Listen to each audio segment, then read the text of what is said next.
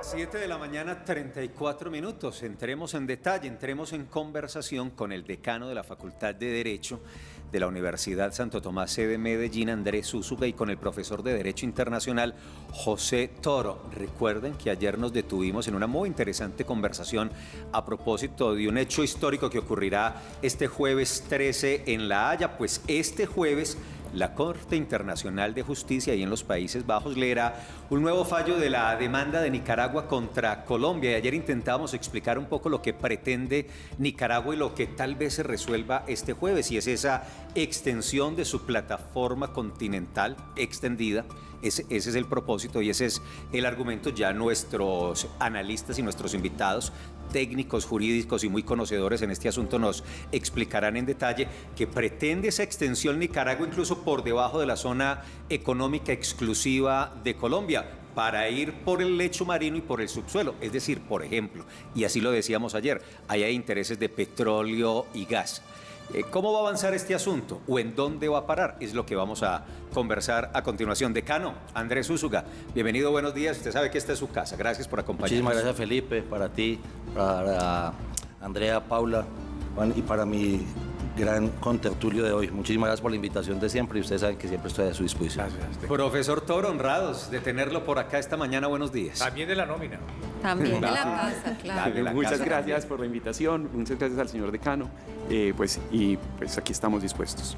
Ayer conversamos, lo veía usted, lo estaba recordando hace un momento, intentamos explicarle un poco a las audiencias de qué se trata el asunto, pero usted, que es experto en Derecho Internacional y que ha estudiado con juicio y detalle este caso, explíquenos por favor cuál es el litigio, qué es lo que está reclamando Nicaragua. Bueno, pues lo primero es que este es el tercero de una serie de casos que Nicaragua ha instaurado contra Colombia.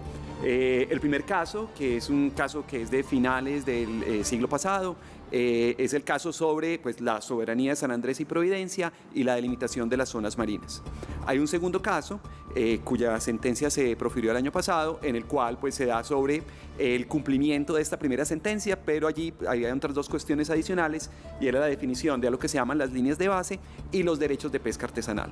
Y en este tercero, como lo anticipabas, está la cuestión de la plataforma continental extendida. Digamos que la plataforma continental extendida es el derecho que tienen los estados para explotar económicamente el lecho marino y el agua en ese marco espacial. El marco espacial normalmente es de 200 millas náuticas, pero la plataforma continental extendida sí existe, porque este es un concepto geográfico, se puede expandir hasta 350. Y allí es, digamos, como el núcleo de la controversia. Decano, ¿y cómo ve usted precisamente esa controversia, ese punto central que menciona el profesor Toro? Y si cree que ya por fin mañana o el jueves que se conoce vamos a tener una definición, o esto puede seguir. Yo creo, Andrea, que como lo decía el profesor, como es el tercer caso y es de un punto absolutamente distinto a los dos que se habían tratado anteriormente, creo que no hay unas buenas perspectivas, porque lo que ha ido logrando Nicaragua, y voy a ser muy sincero, me disculpan que sea políticamente incorrecto, yo creo que Colombia ha sido bastante miope en cuanto a los temas del estudio del derecho internacional y adicionalmente ha sido bastante torpe en cuanto a los movimientos jurídicos del derecho internacional, porque fíjese que lo podemos afirmar, no sé si el profesor de ser abogado también, sí. En pocas facultades de Derecho en Colombia profundizamos sobre el derecho internacional y mucho menos sobre el derecho del mar. Porque lo que sí creo yo que hay que entender y que la opinión pública debe entender es, mira, que hay conceptos que son muy complicados y muy técnicos, pero uno los tiene que intentar volver muy digeribles, muy masticables. Esto es, si el primer fallo, que es del 19 de noviembre del 2012, ¿cierto? Ese fallo que nos causó tanto revuelo, lo que decía, lo que se manifestaba era sobre el Tratado de Esguerra Bárcenas de 1928. Imagínense toda la cantidad de tiempo que ha pasado, pero que adicionalmente nosotros intentamos desligarnos de la jurisdicción y decir, no, es que yo no quiero más por el Pacto de Bogotá. El Pacto de Bogotá es 1948, 30 de abril del 48, inclusive a los 21 días del Bogotazo. Entonces, Y adicionalmente vienen más cosas, como la Convención de Viena del 69, pero mucho más, mire los conceptos de los que hablaba el profesor Toro, plataforma continental, zona económica exclusiva, esta cantidad de conceptos que uno los debería ver como abogados en derecho constitucional, no se profundiza mucho y la gente no los entiende muy bien. Pero donde se consolidan son en 1982, en la Convención de Montego Bay, o sea, en Jamaica. Esto es, Colombia no ha sido muy ágil en decirle al mundo, mire, esto es un caso un poquito más geopolítico que jurídico. ¿Por qué? Porque hay normas que fueron impuestas después de que se habían hecho las convenciones. Esto es, si en el Pacto de Bogotá, o sea, 20 años después del Tratado de Esguerra-Bárcenas, lo que se había dicho es, y los litigios que estén así, los tratados que estén así, déjenlos así. ¿Por qué? No vamos a abrir más heridas, porque lo que intenta el derecho en esto y en todos los aspectos es no abrir más problemas, no abrir más litigios, no abrir más confrontaciones. Y lo que hizo fue precisamente eso es lo que está pasando. Que hay un principio que se dice en latín, es el iutis possidetis iuris, ¿cierto? Como poseíste, poseerás. Esto es, no tendríamos por qué haber delimitado o por qué haberle buscado más patas al gato. Exacto, pero nosotros contestamos tarde la demanda del 2001, hicimos malas declaraciones por parte de nuestra canciller, una cantidad de torpezas que con toda sinceridad lo que yo veo del fallo de pasado mañana no son buenas. Usted no es como muy optimista no son buenas perspectivas. Increíblemente, y repito, es un fallo un poco más en geopolítica, teniendo en cuenta inclusive los perfiles de los jueces de la Corte Internacional de Justicia, que realmente apegados al derecho internacional público y al derecho del mar. Profesor José Toro, y su análisis de lo que pueda pasar este jueves también es así, con ese espectro tan pesimista, no tan favorable para Colombia, pero además aquí hay un elemento y es la postura que tendrá este nuevo gobierno. Sí, bueno, yo sería un poco más intermedio. ¿En qué sentido? En el sentido que, pues, dentro de la Corte hay un punto interesante y es que, digamos, los procesos ante la Corte Internacional de Justicia tienen dos grandes fases. Una primera fase en la cual la Corte se pronuncia sobre si tiene competencia sobre el caso y delimita el objeto jurídico de la controversia. Y la fase de decisión, que es la que pues esperamos este jueves. Cada una es casi que un proceso independiente. Hay un punto interesante y es que al momento de emitir la decisión sobre competencia, la Corte estuvo dividida. Fue una decisión empatada. Muy empatada, exacto. Y que decidió pues el voto preferente del presidente de la Corte. Entonces ahí es donde uno podría decir, pues podría haber alguna luz de optimismo en el sentido que dentro de la Corte pues los argumentos pues están equilibrados. Ahí hay una cuestión interesante y es que pues digamos normalmente Colombia negoció la Convención del Derecho del Mar, la CONVEMAR del 82, pero no la ratificó. Entonces eso supone que hay una discusión adicional y es que la Corte considere si eso es una norma que llamaríamos de la costumbre internacional y se aplicaría o no, en este caso, para Colombia. Entonces ahí es donde uno pues tendría como esa duda.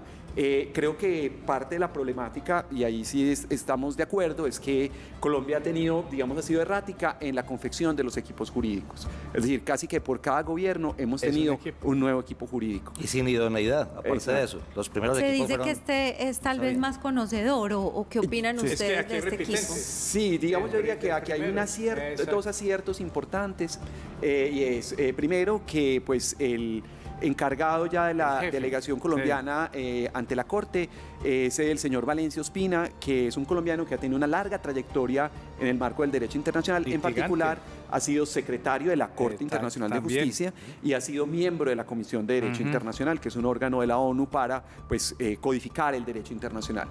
Y la actual embajadora ante los Países Bajos, la profesora Carolina Olarte, que era la antigua decana de la Universidad Javeriana, pues también es una experta en estos temas. Entonces creo que ahí hay un cierto optimismo que bien llega tarde.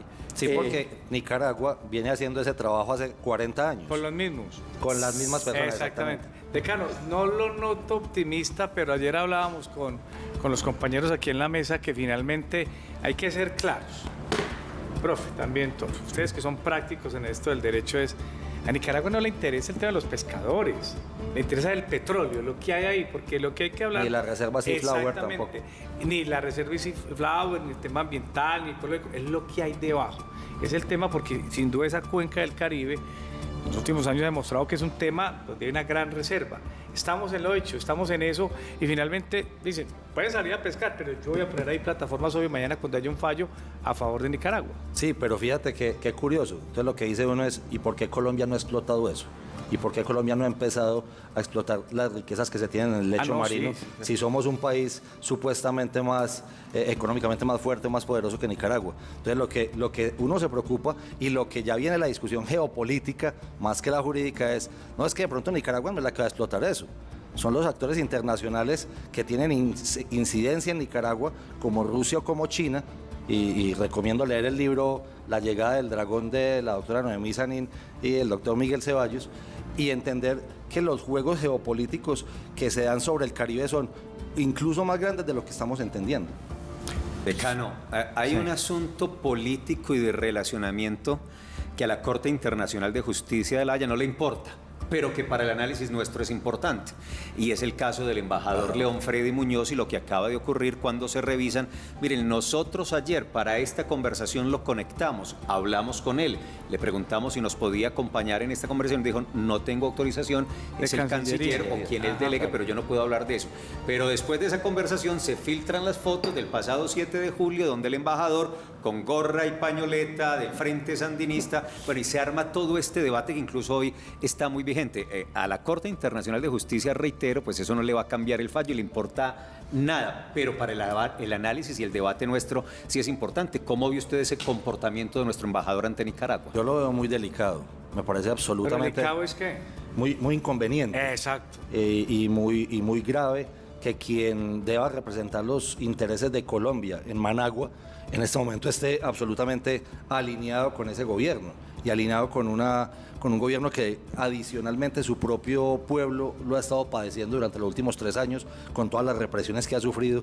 Inclusive, para los que no lo sepan, detuvo 18 opositores que querían ser candidatos a la presidencia de la República. Exilió. Entonces uno dice, hombre, ¿será en serio que un agente diplomático, que alguien con las calidades de la Cancillería que tiene que estar allá, puede estar moviéndose en estos terrenos tan absolutamente ideológicos y politizados?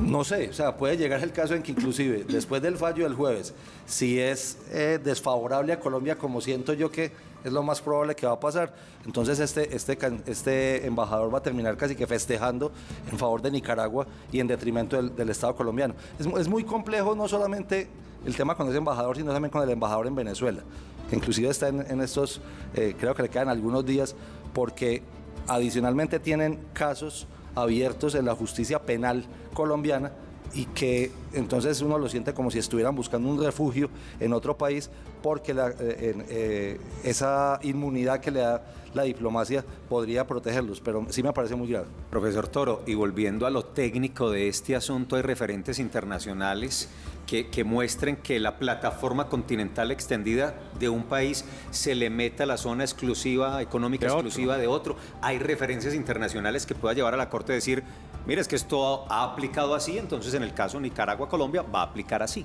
Sí, digamos que ahí hay como dos cuestiones. Lo primero es, hay un órgano de Naciones Unidas desde la misma Convención del Derecho del Mar que emite conceptos sobre las plataformas continentales extendidas y los estados deben acudir a él.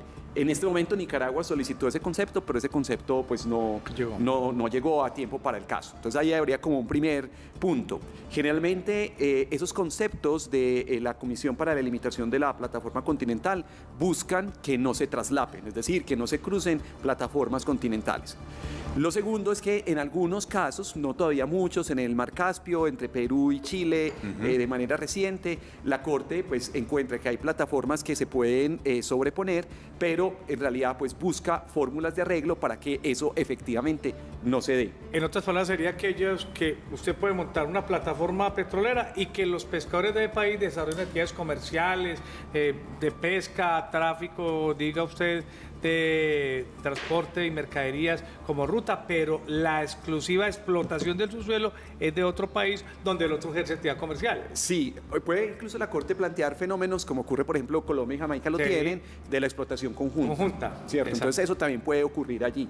Es una alternativa. Es una alternativa. Que tenemos Doctor experiencia, ya hay un triangulito arriba donde Sí. compartimos Exactamente. esa Sí, zona arriba en Jamaica, económica. sí, con Sí, Jamaica doctor arriba. Felipe, yo les quiero hacer un llamado de atención de forma muy pedagógica. Yo creo que es tan importante lo de la jurisdicción que decía el profesor Toro sobre si aplica o no aplica la Convención de Montego Bay de 1982, que si fuera así, entonces el caso tendría que haber ido al Tribunal de Hamburgo, que es el pero- Tribunal de Derecho del Mar. ¿Cierto? Que casi no lo tenemos en cuenta, que aquí nadie lo menciona, que Cancillería nunca dice nada sobre él, pero es que con la Convención del Mar vino un tribunal solo para eso. Y en este momento es la Corte Internacional de Justicia en La Haya, Holanda, que queda al frente de la Corte Penal Internacional para los que se pueden confundir, la que está dirimiendo el caso. Entonces yo creería que esa es como la única esperanza que yo le veo al asunto. Pero claro, usted tiene razón, porque es que el uno es un tema de explotación comercial y el otro, la jurisdicción en la que se acude es de delimitación fronteriza. Eso es muy importante hablarlo. Lo que quiere decir que La Haya, usted me corrige, profesor Toro, me embiste si me equivoco, es si realmente el tema pasa es por eso, porque vimos, ustedes muy claramente lo han dicho, que nos han ido ganando territorio los nicaragüenses y que en el fondo esa decisión implica correr la frontera de Nicaragua más allá del último fallo que fue adverso a nosotros. Y que no es el único pleito que tiene no. Nicaragua en el Caribe, porque es con más países en el Claro, Caribe. está agarrado con peluceando con varios. Entonces quiere ampliar su frontera. Sí, digamos que ahí es importante como tener claro que en términos de zonas marinas hay distintos conceptos de frontera. Es Claro. decir, no es como en la frontera terrestre, pues que llegamos al puesto fronterizo, de un lado es Colombia, del otro lado es Venezuela, de un lado es Colombia, del otro es Panamá. Cuando hablamos de las fronteras marítimas, la frontera es variable. Es decir, hay unas zonas que se llaman aguas internas o aguas interiores, que es lo que queda dentro de unas líneas de base. Por decir, el Golfo de Urabá en Colombia es un claro ejemplo de eso. Y no puede pasar así. Es decir, es la zona donde Sin donde un permiso, Estado exacto. puede ejercer plena soberanía. Sí, señor. O sea, restringir navegación, etc. Exacto. Luego hay otro concepto que es el del mar territorial. Es correcto. Que diría como la frontera internacional propiamente dicha. Ahí los Estados tienen una soberanía limitada por una cuestión, es lo que se llama el paso inocente. Es decir, se puede permitir el tránsito de naves que no vayan con destino al Estado y que no se consideren un riesgo o que sean naves militares de otro Estado. país, sí. Luego está la zona contigua, que es una zona como intermedia, donde el Estado puede ejercer algunas funciones de Ahí jurisdicción. vamos en 200 millas náuticas. Ahí más o vamos en menos. 24. 24. No, Veinticuatro. aquí pegado a la costa, 24. sí. Muy Y chévere, luego cerquita. vienen las zonas que podríamos llamar de la frontera económica. Correcto. ¿Qué Que son son dos, que son, por un lado, la zona económica exclusiva, que es una declaración que hace el Estado. Solo mía. Solo mía, donde yo ejerzo una soberanía económica. Con limitaciones. Hay libre tránsito, se pueden respetar, como veíamos en el caso pues, de Nicaragua, Colombia también, las cuestiones de pesca tradicional, pesca artesanal. Ajá. Pero los estados tienen una obligación y es declararla. Obviamente una zona económica exclusiva de un estado se puede traslapar con otra y eso tienen que negociar, que es parte de lo que ocurrió en el fallo del 2012. Y el último concepto es el de plataforma continental. La plataforma continental depende, como decía hace un momento, de una cuestión geográfica. Es decir, que el continente se prolongue por debajo del Y nivel estamos del mar. hablando a qué distancia de la costa. Lo usual, es decir, lo que establece por regla general la convención son las 200 Las millas. 200 millas. Que es Pero equivalente- ojo, medidas desde Eso. Desde- las líneas de base, Base. que en el segundo fallo, el del año pasado, el 2022, se declaró que las líneas de base que había hecho Nicaragua estaban erráticas. Exacto. ¿no? Entonces, eso también es importante decirlo. Siempre corrieron el linderito un poquito. Bueno, Sí, Andrea y Paula, nos quedan 2 minutos para que cerremos la conversación. Decano, en todo este asunto se ha puesto de presente el abandono del Estado colombiano hacia San Andrés, y ustedes de alguna manera también lo mencionaban ahora, porque es necesario que ocurra un litigio internacional, o imagínense, hace años que venimos en esto y ni así el Estado colombiano pues le ha prestado la atención suficiente a San Andrés. Yo creo que inclusive no todo el aparato estatal o no toda la oferta institucional se ha hecho, y voy a hacer un reconocimiento a una institución muy querida desde mi corazón, Yo creo que Armada Nacional es la única que ha hecho presencia desde hace muchísimo tiempo. Armada? Sí, mi Armada Nacional. de la Reserva. Que inclusive el 24 de julio próximo cumple 200 años. Sí, es señor. la Armada Bicentenaria en conmemoración de la batalla del lago naval de Maracaibo. Pero fíjese lo que hay datos que la gente no sabe. Hasta el presidente Rojas Pinilla, San Andrés no tenía ni siquiera aeropuerto. Por eso el aeropuerto se llama Gustavo Rojas Pinilla, cuando uno llega allá. Entonces, evidentemente ha habido un abandono de toda la oferta estatal. Se intentó después del fallo de 2012 hacer cosas, se han intentado, pero yo siento que sigue habiendo una gran falencia y que la única presencia, fíjese que siga dependiendo San Andrés, mire la crisis institucional que tiene en este momento y económica con el tema del turismo y el tema de las aerolíneas. Que sigan dependiendo del turismo, que no haya industria, que no haya empresa, que no generen más recursos desde la propia isla, sí es muy grave. Y mire todos los que recursos que tiene. Exactamente, y tiene una cantidad de cosas para explotar.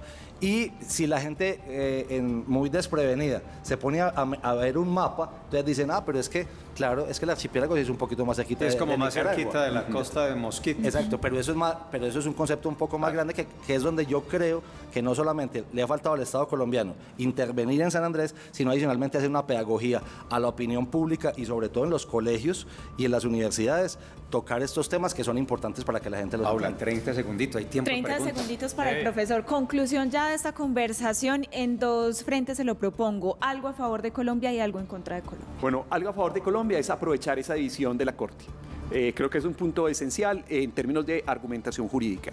Algo a favor de Nicaragua es su tradición como litigante ante la Corte Internacional de Justicia. Exacto. Es un litigante experimentado y que pues ha con tenido un buen equipo equipo. que permanece en el Exacto. tiempo. Y en contra. Y en contra. En contra Ese sería en contra. Ese de sería en Colombia. contra de Nicaragua, Sí, sería claro, la claro. división Claro. que, digamos, dentro de la Corte respecto al argumento. Última Sí. pregunta, ¿cuándo fue la última vez que fue San Andrés? Uy, No, es que no viaja, es que no apoya. Yo estuve un poquito, pero es muy bueno. Sí, sí. Y vuelvo, y vuelvo. Yo también vuelvo. Profesor Toro, gracias, hombre. Hay que ir, Qué muchas buena gracias por la conversación. invitación. Hay que ir. Mil gracias. Decano, Úsuga, gracias. muchísimas gracias Felipe a todos y un saludo especial para todos aquí. Oiga, ¿cuándo nos invita a traer el rector nuevo de la...? Ya en estos días ya lo mismo, estamos sí, agendando. ya está invitado. Estamos listos para tenerlo aquí. Muy interesante conversación, muy interesante Y saluda a asunto, su rectora también, muy puede de ser. fondo, muy importante. El jueves 3, este jueves, vamos a ver en qué sentido va ese fallo.